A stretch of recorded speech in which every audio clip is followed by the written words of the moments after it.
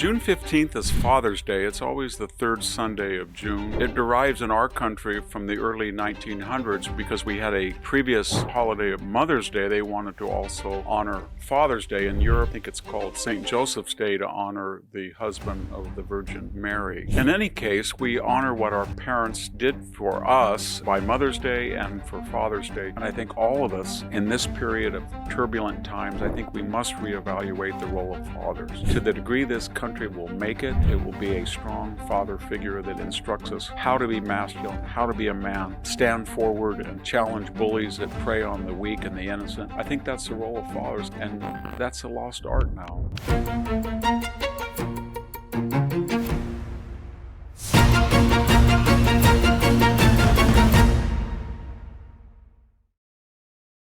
Hello, this is Victor Davis Hanson for the Daily Signal.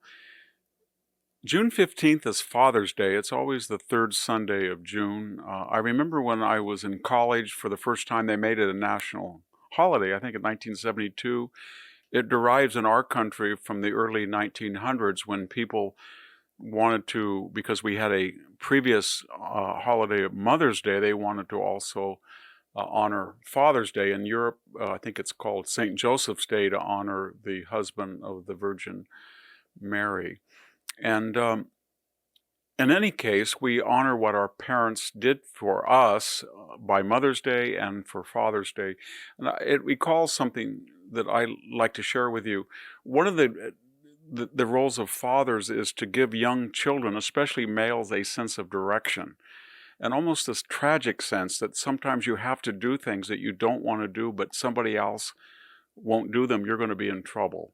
And I look back at my father, I'd like to relate just three things very quickly. Once he wanted us to work in the summer. We were working on the farm. There wasn't enough work, so he had a friend that wanted us to shake almonds with a mallet. In those days, there was no machine. You just hit the mallet with a canvas.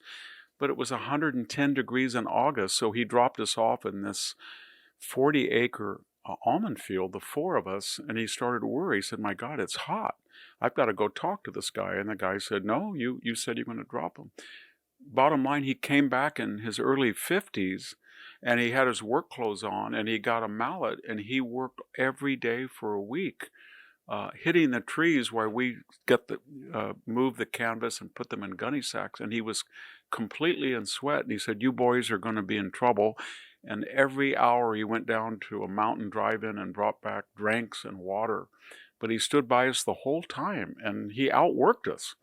Second thing I remember was I was in Greece, and I had a torn ureter. That's when a kidney stone, a staghorn calculus, gets lodged in the ureter and begins to cut.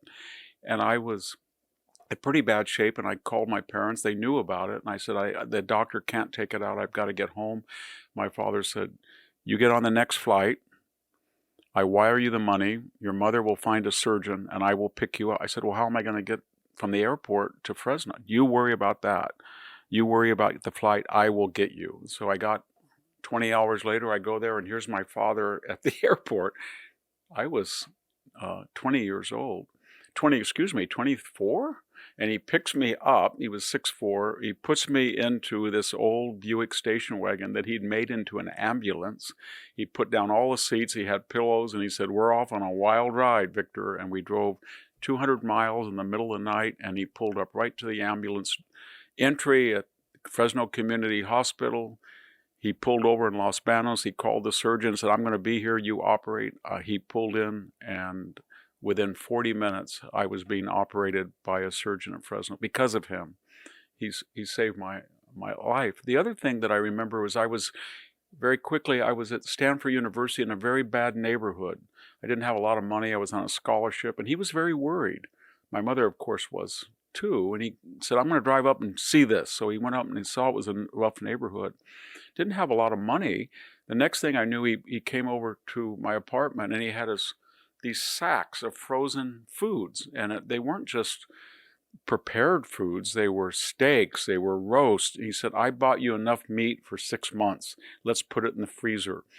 And I said, "Oh my gosh." And my roommate, he was very poor. He was from a steelworkers family in Ohio. So we had all this meat, and then he said, "Do you have any money?" And I said, "Give me your wallet." So I had $20, and that was a lot of money in 1975.